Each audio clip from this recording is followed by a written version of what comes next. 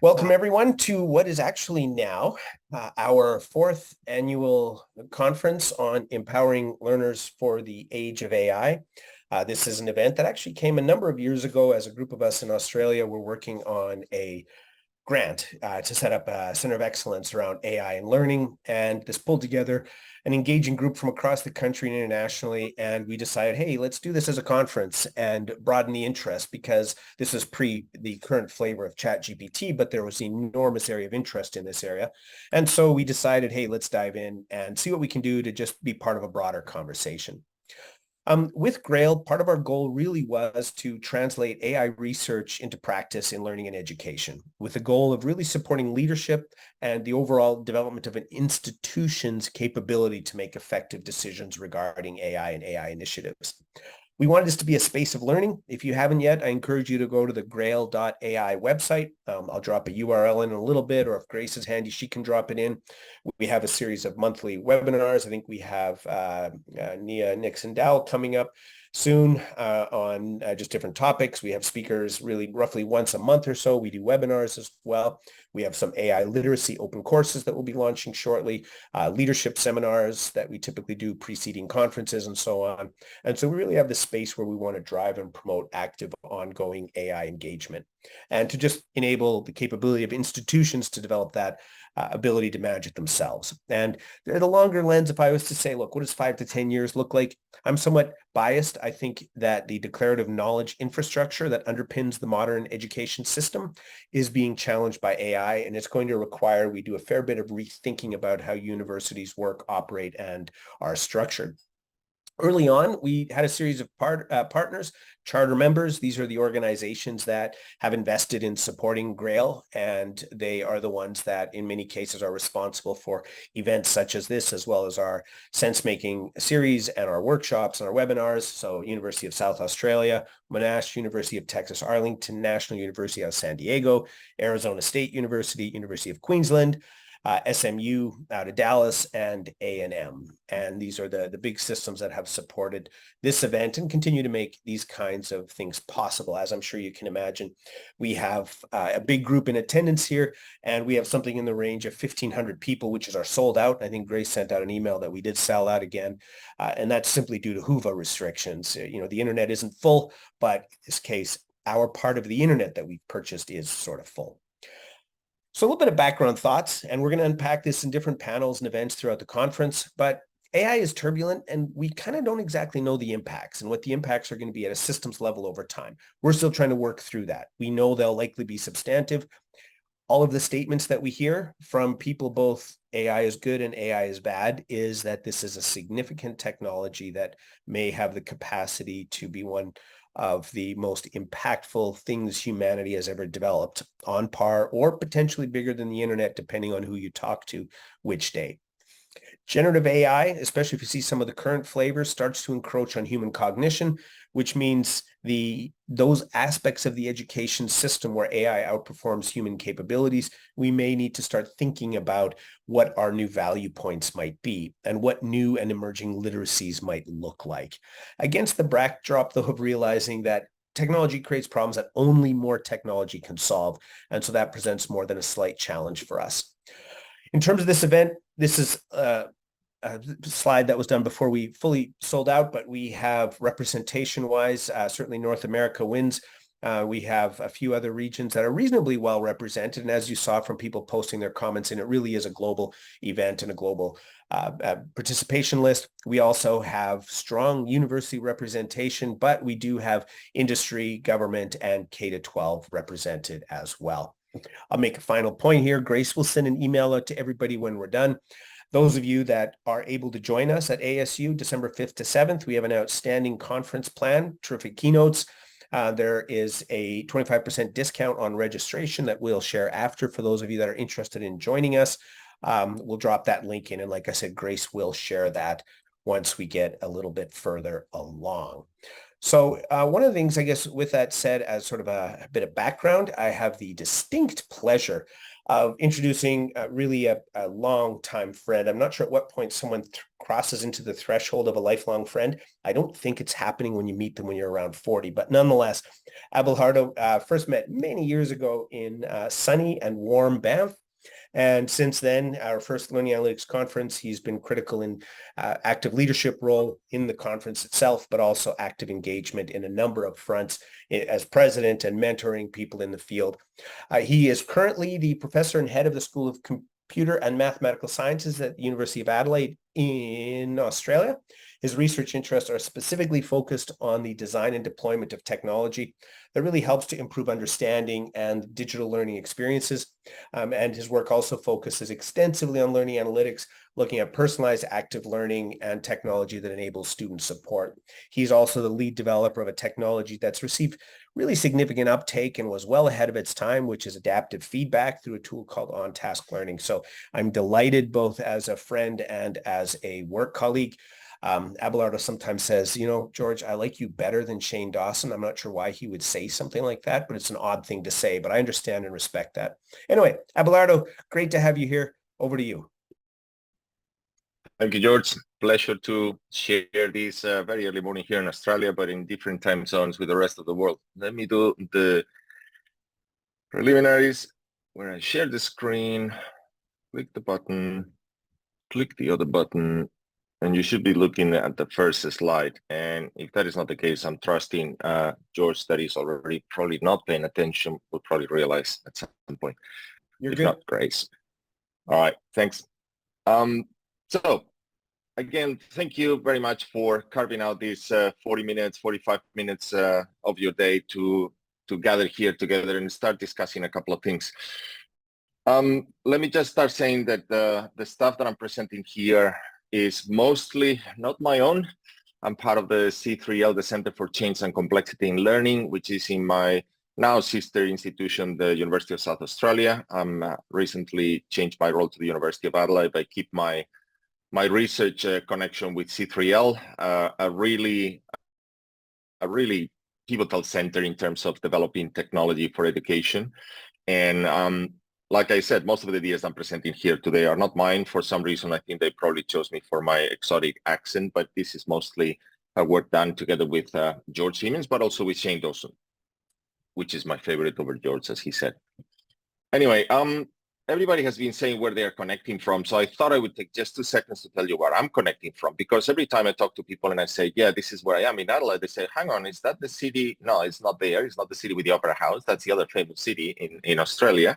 The second one is the one with the tennis competition and the Formula One Grand Prix. No, that's not that either. I'm broadcasting from here, from this other corner of Australia, Adelaide, a beautiful, beautiful place. And every once in a while, you don't know what to do in an evening, just go to the beach, which is a few kilometers away from home, and you capture these type of things. This is a regular sunset. And those of you that have been in Adelaide, you know that I'm not lying. And those of you that don't believe me, just stop by here and find out for yourself. And by the way, this beautiful land is the traditional land of the Kaurna people here in Adelaide. And we typically start our events paying our respects and acknowledging how important is the connection with the land for the Kaurna people. So what am I going to be talking about? Today, I wanted to just set a little bit the scene. It is a little bit difficult to gauge from the distance or in a virtual conference how much of an introduction, how much of a description of where is the landscape to give such a broad audience, which I'm having today. But let me just go through very, very quickly through these dot points. Will serve us to center the discussion, but also to start identifying the things that I like to cover. Think about generative AI. Think about generative AI in education. And I'd like you to start thinking immediately about how learners are using those tools, generative AI. One of the most impressive things that happened over the last 12 months or so is that this tool, all of a sudden, everybody is available for everybody, and everybody is using it in different ways. So I want you to think about learners that are in the middle of a learning experience. And probably a substantial percentage of you already thinking, oh yeah, they use it for assessment tasks. And this has been a little bit of an earthquake that we've been suffering or we've been going through in education, right? these generative AI tools are very capable now of co-designing or co-creating knowledge, and sometimes that knowledge is exactly what we are looking after, or the process to create that knowledge to assess learners. The other thing that I realized very early on this journey is that without really being aware of, we tend to focus as educators in just reviewing the final artifact of a process. And we are assuming that that artifact is a proxy for the process that the learner has followed to achieve certain or to attain certain skills. And think of your favorite or least favorite assessment. Is it a written piece? Is it a self-reflection? Is it a piece of code? Is it anything that you can think of, right? Not all the assessments follow this pattern, but this is very, very prominent in educational institutions. And the other thing that was very obvious at the beginning is that the reason why we focus on that final artifact, let me see what you submitted, your written piece, let me see your self-reflection, is because it scales. It scales for a large number of students. I can have 200 students doing their own report in their own time, and I'm assuming they're doing all the right things to create that knowledge, and then I look at the final artifact.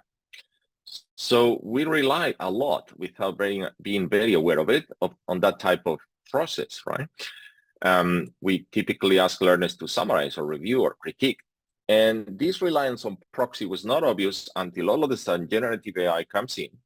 And it turns out that the artifact is no longer the valid proxy. We need to look exactly at what is happening. Now we have tools, the so-called large language models, which is part of this generative AI suite of tools. And they are performing simple knowledge building tasks and increasingly complex knowledge building tasks. LLMs support very, very effectively not only writing tasks, but automatic summaries, reviews, critiques. So all of a sudden, looking at that artifact that comes out of the process is not as valid as it should from the point of view of assessment. So the other thing that happened immediately in the educational sector is a big push or a big scramble, I would say, to maintain that assessment robustness. So it's not that students are doing necessarily the things wrong. It's just that the type of process that we were observing, we had a bit of a shortcut that it doesn't work anymore. But the other more important thing, and that I want to bring to this presentation as well, is we have new means of co-creating knowledge. All of a sudden, the traditional task of asking our learners to create certain artifact for them to practice some skills, it has transformed significantly into something that now it is perfectly fine to have the help of these agents. So basically what we have here is we have the possibility now to use tools that generate these first versions of artifacts almost instantly. And this is a pattern that is emerging in a lot of sectors. If you read about how software is being developed now with these agents, and there are tools out there, GitHub and others that are including it, these agents provide very good initial elements of your knowledge building or your artifact creation very quickly, almost instantly. And we're beginning to see the impact, and we're just at the beginning of this journey, right? Substantial time savings in those initial stages. When you talk to developers and they tell you, yeah, what it used to take me a couple of weeks, I just now talk to my artificial intelligence agent and I have to work a little bit on the prompts, but as soon as I figure that out, I have a very preliminary version of something that would have taken me a couple of weeks to get there. These tools also being very, very heavily used to support the exploration of creative spaces. When you have certain product or certain element that you are designing and you want to explore variation or you want to explore elements that you haven't considered, agents are getting particularly good to start sharing with you or you sharing with them that space and start exploring a bit more effectively or exploring in a different way that you didn't think of. And there you have people out there that are claiming that these tools are either creative or prompting extra creativity in humans. There is also these elements of the tools requiring specific prompts, and there's quite a lot of literature out there now guiding you. How should you write those prompts? So to me, the image that this landscape is evoking is like you see on the right-hand side. Now we have a fairly sophisticated tool in our hands with lots of dials and things that we need to interact with, but it allows us to go where we haven't been before, or it allows us to collaboratively work on our task of knowledge buildings. From that point of view, it's a little bit beyond that dashboard or that cockpit you see on the screen. And then the final bit that I think everybody agrees is now we are convinced that there is such thing as AI literacy skills. And those skills are going to be increasingly present, especially for knowledge workers. So far, I think everybody would more or less agree with these statements. Now let's bring it to, I thought first higher education, but I thought, no, let's bring it to education in general. And there are two earthquakes or two major shifts that we are struggling with. One is the changes in those skill requirements for graduates. All of a sudden, employers and society in general is going to require these skills, and these skills have to be acquired, or ideally should be acquired during certain learning experiences you have before maybe joining the professional market, or even while you are working for a company. How do you learn those skills? Where do you include them? Does it make sense to put them in higher education? Perhaps it should be high school, perhaps it should be both. And I think the tendency now is to admit that these skills need to be acquired gradually, that these skills will be present in future education institutions. And this is something that everybody is trying to understand and try to implement as best as possible. There is this other element as soon as we talk about skills, which is how do we measure proficiency? How do you tell if someone is equipped to deal with these agents and work or extract from them the most amount of functionality? And the second storm that is circling around education institutions is the disruption on assessment. As I mentioned before, not only we have to admit that these elements are part of our day-to-day operations in an educational environment, but we need to make sure that assessments are still robust, because at the end of the day, assessments is the way we usually have to verify, or we have to certify sometimes, the acquisition of certain skills. And perhaps the most delicate one that implicitly is having a lot of people worried is if we have to adopt a new approach for assessment in the presence of these AI agents, does this new approach scale? Because if it doesn't, we have a bit of a problem. We have gone all the way up to providing assessment at very large numbers, that any disruption on that process will have to be carefully considered. So before continuing on education, let me just shift gears and give you another bit of context that I thought it was interesting. This popped up 2-3 months ago. It was a conference that Andrew New gave for Stanford Online. You can find it on the web if you just search for opportunities in AI. And I thought this was an interesting talk. It was more coming from the technical point of view, but it gave a few things that are very useful for us in the education space to start understanding a little bit the context. There are lots of collections of tools in there. By the way, he started with an statement I thought it was very interesting. AI is like electricity. So you have to find all these opportunities and all these applications for electricity. So the same is for artificial intelligence. And I thought it was a very good statement. Goes over the collection of tools, and supervised learning is the one that is coming out to the forefront as underpinning most of the technology that we're seeing coming off the sector.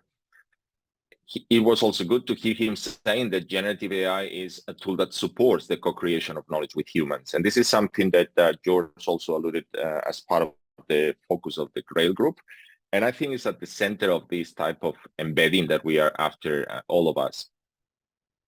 The other element that I thought it was very interesting, and I'll unpack this a little bit on the next slide, he started to discuss how to get to the point where we build long-term defensible businesses. And by defensible, what he meant is typically what has happened so far is you design software around AI.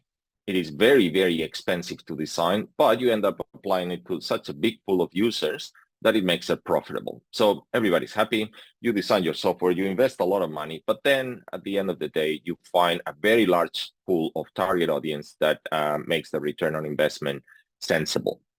And we're beginning to see that it is not the case in all the industry, right? If you look at advertisement in internet, obviously, all the major players are there and they are getting the revenue and their profits. But when you start fragmenting the market and start applying artificial intelligence, you find this paradox of high cost of production versus not a very large potential target audience. And this is something that is very, very interesting as we try to unpack AI. A few ideas in that talk that I strongly recommend to take a look at. He mentioned an idea that is low-code or no-code tools, which is basically integrating existing bits and pieces that are already out there. And I think this is the direction which education is heading, because we will not have billions of users on the single platform doing a learning experience. It'll be significantly fragmented, high schools, post-secondary, and so on. A couple of other interesting things, the opportunities in AI. He had a very good overview of the hardware area, very capital intensive, the infrastructure, which is concentrated only on a handful of vendors. The developer tool sector is incredibly competitive, but the application layer, those applications of AI at different markets, at different sectors is really where the growth is. And I see education also fitting into this application layer. And therefore fits a little bit of the pattern that Andrew discussed in that talk. There is a final element that I thought it was worth mentioning to this audience, and he presents already a prototype of the typical cycle of application of AI in which the validation is done on the application very, very quickly. There is a very significant investment at the beginning with an early recruitment of a CEO. And then what he proposes, which is very, very interesting, is a first prototype of an AI tool applied to a market in 3 months. And then from there, get some early customer traction, MVP in 1 year, and then after 1 year, growth and scale. So this is the type of landscape that is emerging in AI. And I thought it was good to share it with this audience, because ultimately, if education is being targeted or is being considered at the level of application, we need to see exactly what is the landscape emerging underpinning these initiatives. Now, as one of my favorite topics, I always say education is different. It is not as simple as optimizing the distribution of merchandise on a store. It's not as simple as testing a new technique for detecting conditions in your skin, because we have too many variables in education. The context is incredibly influential. I always mention this example. You may have a vaccine that works in every corner of the planet, but you may not have an educational experience that is as effective as it is in one context or another. So these are all things that we're all wrangling with it, but it has a very profound effect on any technological approach that we try to deploy. So it's basically kind of like reminding ourselves that this is a difficult or a more challenging context, especially much more than the other technology we see out there for advertisement or similar things like that. Replication is another one that is very, very tricky to replicate results as soon as you detect, oh, my AI agent is making miracles with my students in my institution, but you try to replicate it in a different one. And there are many variables that can get in the way and therefore reduce that type of impact. So in this landscape, the bulk of my talk is, all right, so how can institutions adapt to this disruption? This is the landscape where we are. AI coming our way, AI emerging in multiple ways and very quickly and with lots of products. What is the best way for educational institutions to adopt this trend, or is the even adopt the right word?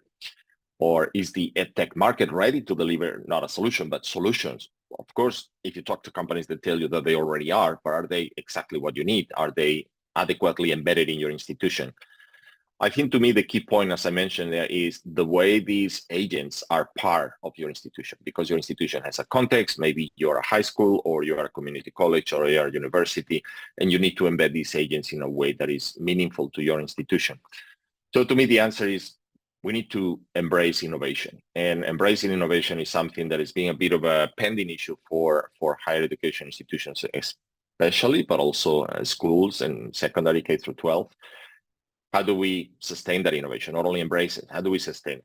So let's focus now on an idea that we have been polishing over the last two, three years together, like I said, with Shane Dawson and George Siemens, which is looking at the stakeholders that you have in educational institutions and looking at how to unpack or how to provide a frame for embracing adoption and sustaining adoption. So this first slide is just putting in there some of groups and relationships. Say, oh, hang on, my institution doesn't have AI experts, so this is not probably applying to me.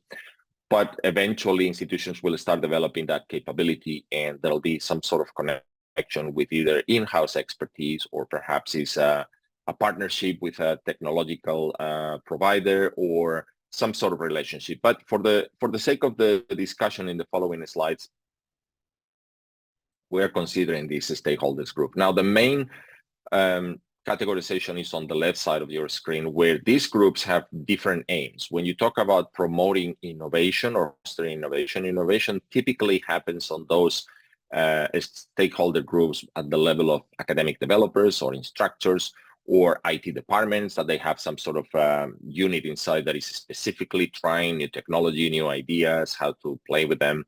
And there is this other group of champions, which are people that sometimes spontaneously decide to go beyond where the institution is allowing them and start trying new products or new ideas, or even sometimes designing their own or embedding them in their own courses. Those are the typical groups that are the first ones to have this grassroots innovation. And then we have other stakeholder groups, typically in an institution, leadership structures and management, which are focusing more on the operational. These are the people that are concerned more with day-to-day operations. How do we navigate the next 5 years? What kind of problems are facing the institution today, and solving them from the operational point of view. So interestingly enough, about 4 or 5 years ago, we did a study that applied to learning analytics and how institutions were adopting it. And the reason why I like this piece of work that happened, like I said, 4 or 5 years ago, is because the knowledge that we got from that study, it actually applies very significantly to the way educational institutions are dealing with the adoption of AI. So we detected two trends after interviewing educational institutions. Those that decided to adopt technology top-down, and you see in the text that refers to LA as learning analytics, but you can replace LA by artificial intelligence, and the argument is perfectly valid, because it is more about structural difficulties and the way these networks of the stakeholders are formed.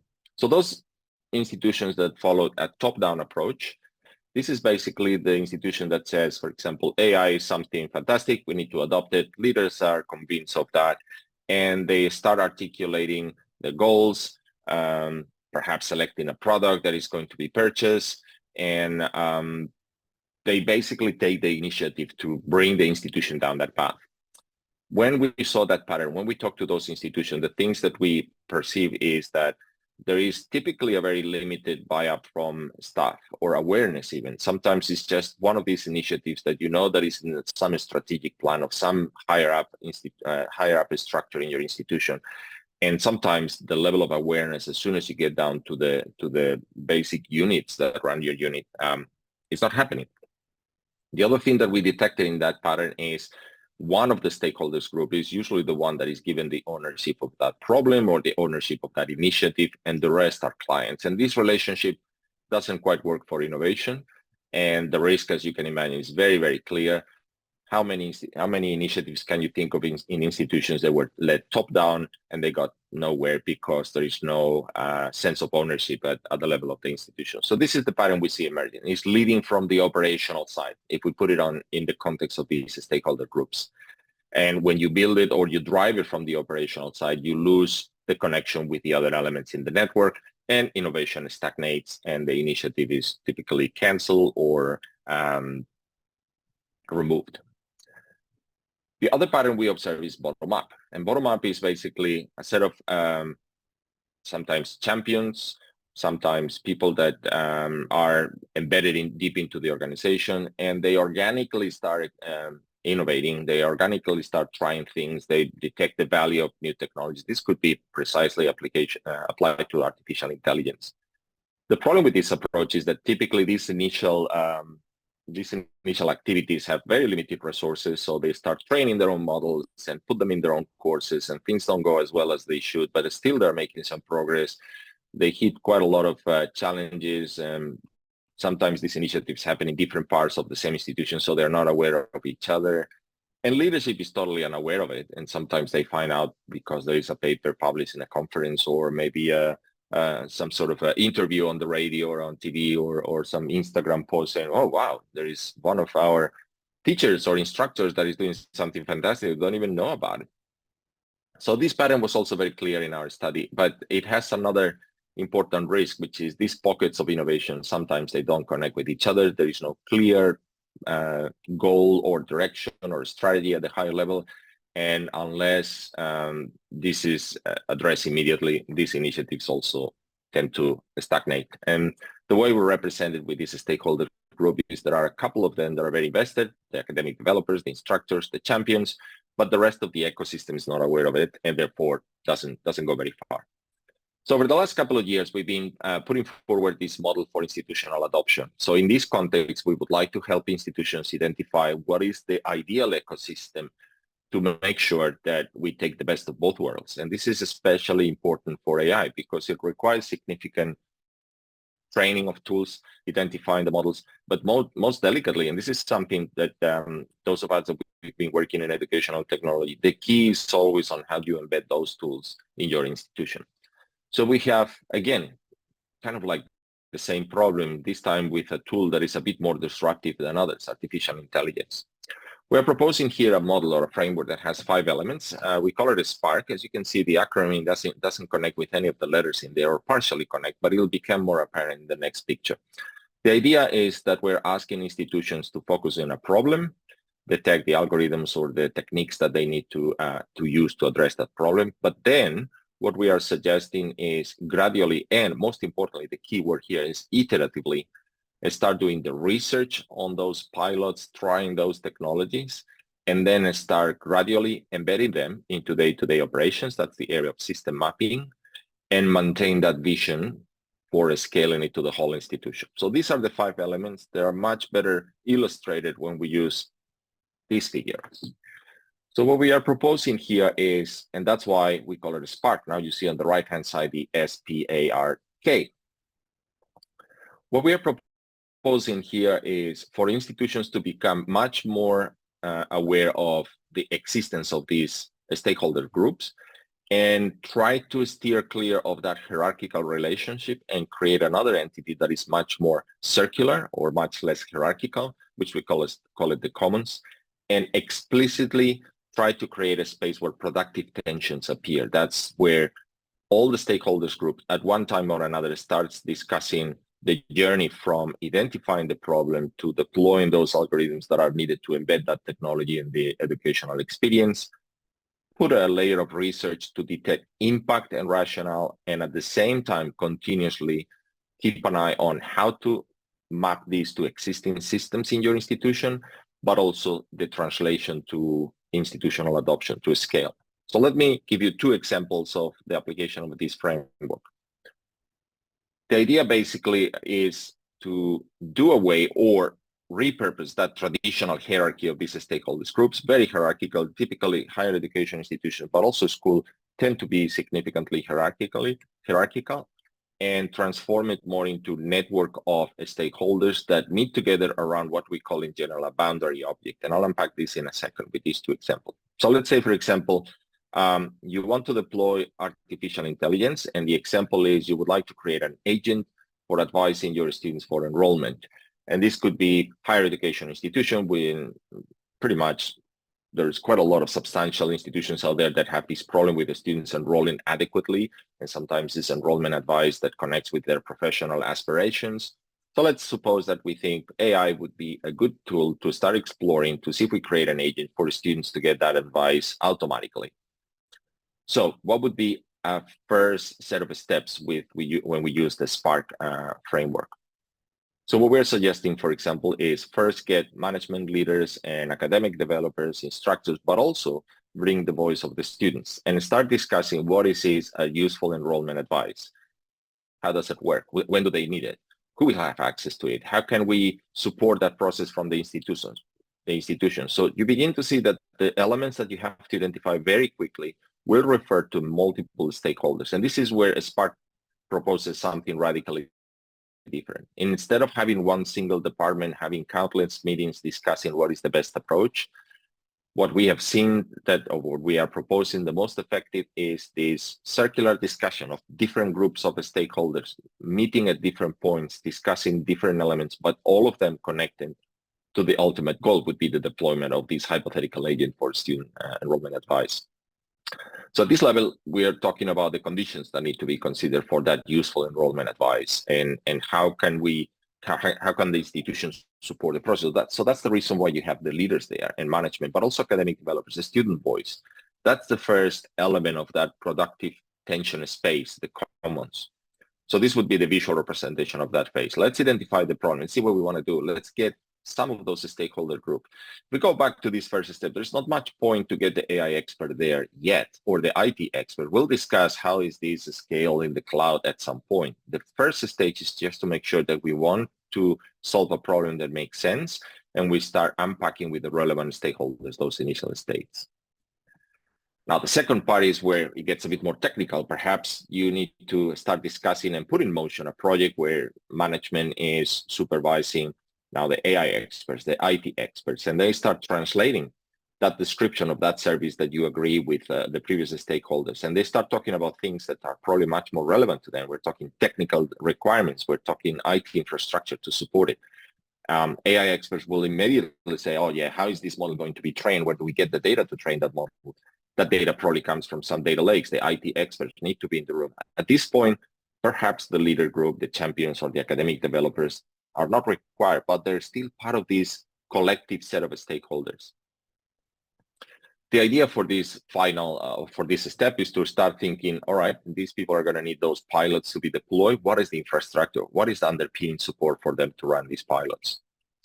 So this is basically starting to widen that productive tension space, the commons, to start exploring how those problems or the problem we identify is now being deployed. The third part is perhaps one of the most important, which is these adoption techniques require robust research methodology, because at the end of the day, what you want to see is this working or not? Is this creating an impact? Is this creating a positive impact? Is this being useful for the students? So those of you in the audience that are researchers, you know exactly what we're talking about. It's about measuring that impact and having a robust methodology. That discussion begins to engage with the champions, because they're the ones that are going to be running these pilots, academic developers and instructors in their student voice, because there has to be something that is meaningful as well for the students if they are the ultimate stakeholders that will benefit from this technology. AI experts will have to be in the room to discuss how do you measure that quality? How do you address that quality? What happens if the methodology comes back and says there is no impact on this, there is no apparent benefit? How do we repurpose? So this is basically embracing this productive tension now for all three elements. We identify the problem, we deploy these algorithms, and now we have a robust methodology. The final part, as you can imagine, is this so far is promoting innovation. Final part is institutional adoption. And in there is when leaders, management, but also champions start distributing or start, once they validated the technology, start sharing that technology with the rest of the institution. That's when leaders need to start migrating to the operational space. That's when the whole institution has to be aware that there has been these pilots that have been deemed successful. There is a robust research methodology underpinning the positive effects, and therefore this is becoming business as usual. This is the type of plan that compensates or try to find the best of both worlds between the innovative part, the grassroots mechanisms, but with a solid underpinning, always going towards becoming operational, becoming business as usual. So this is where the whole system embraces all the elements that we see here. And now we have carefully planned technology that was sensitively deployed and contextualized to your own institution with solid research methodology that proves the positive benefit and is now adopted institutionally, institution-wide. A second example, this is another tool that we've been playing with, and it's going not so much AI as returning you just information, but AI pushing your emotional connection with the students and becoming a personal agent to suggest learning strategies. So the underpinning need for this problem or this example is what we have detected over the year is that learners obviously need support while they're navigating a learning experience, but sometimes that support is not only about the concept or the context in which they are learning or the discipline.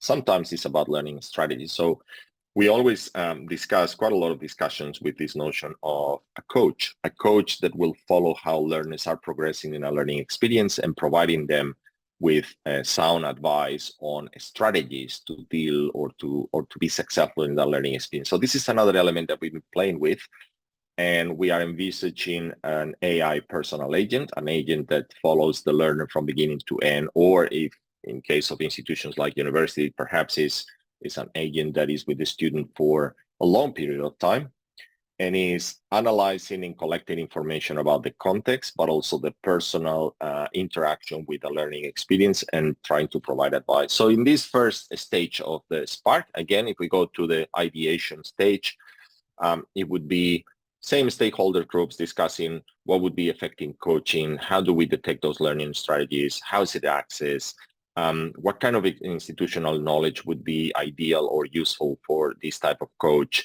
what conditions need to be considered. So at this level, again, the AI experts are not quite there yet in those discussions. They probably are waiting for this group to have an idea of what is it the problem we're trying to address.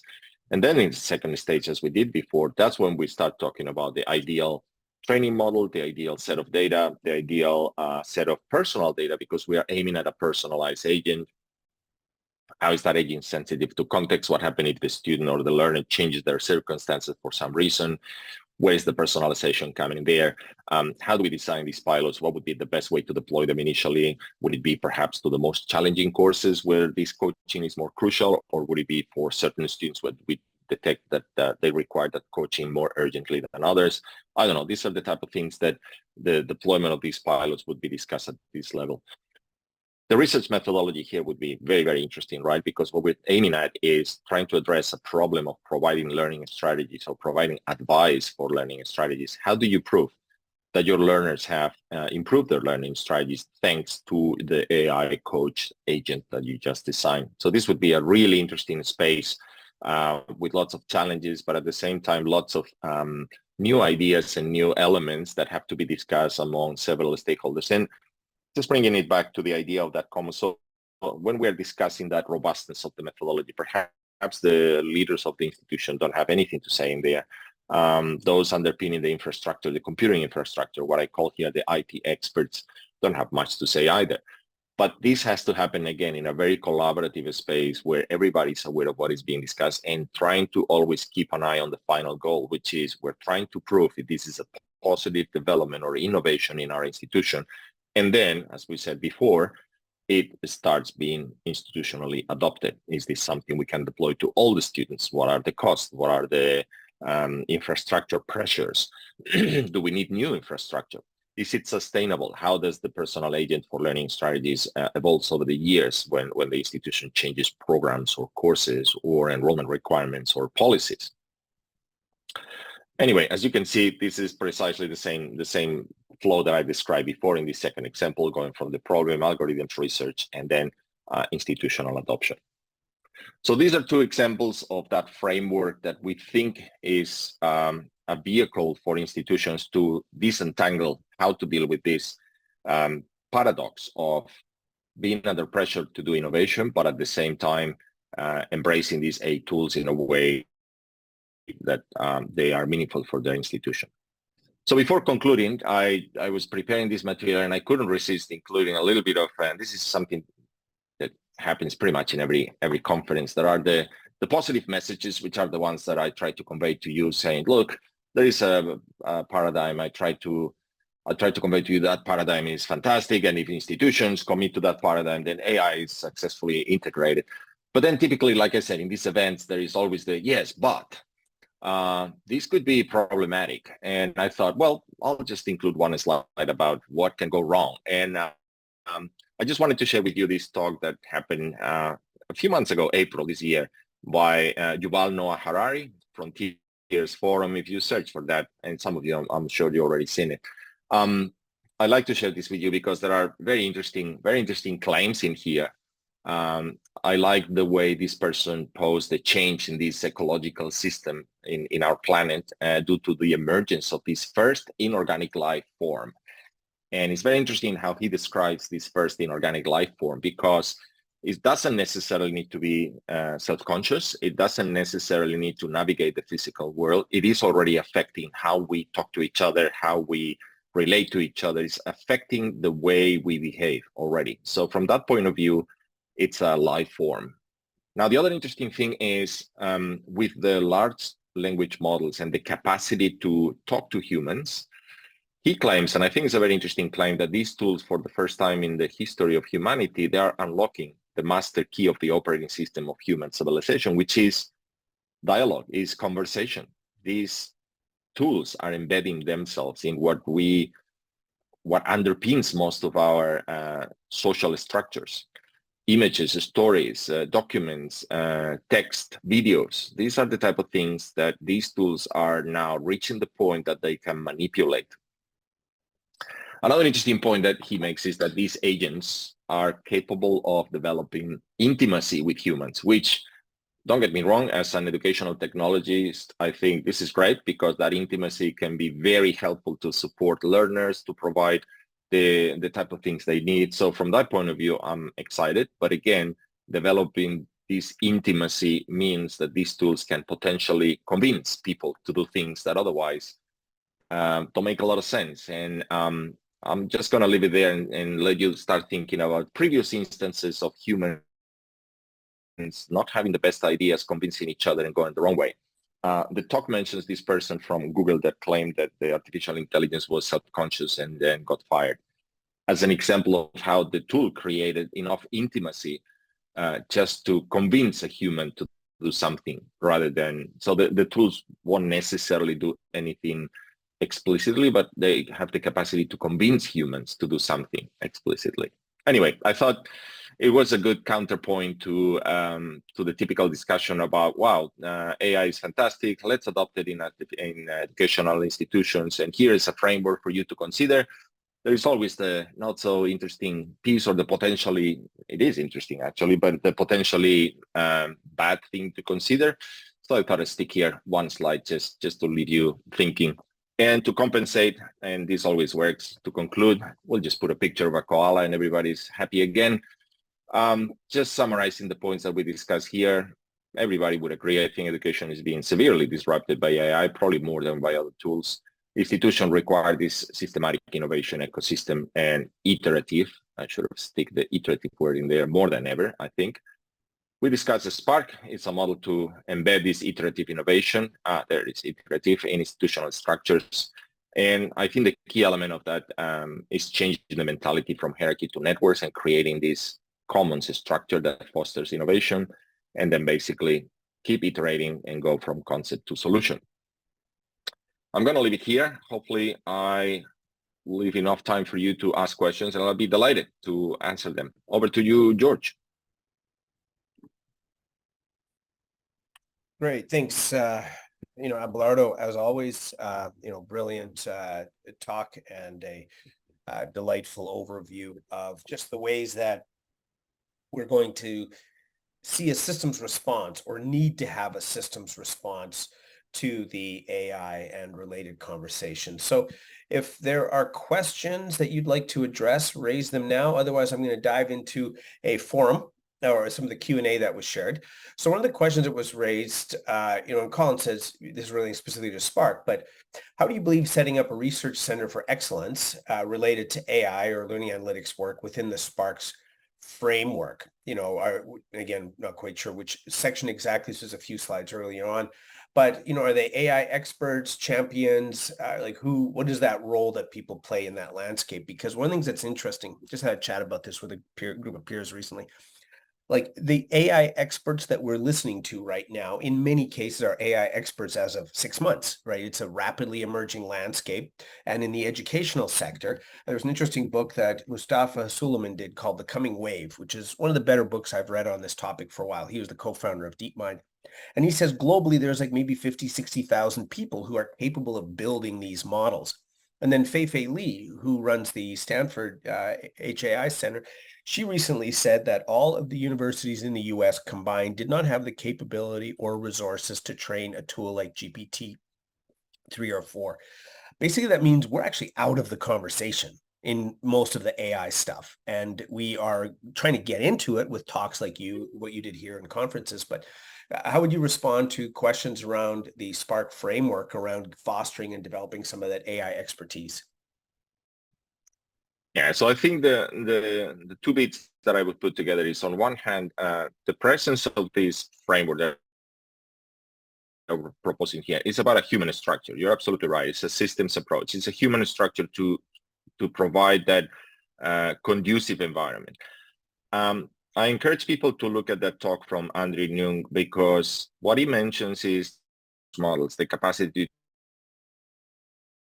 in the hands of very powerful technical groups or technological groups.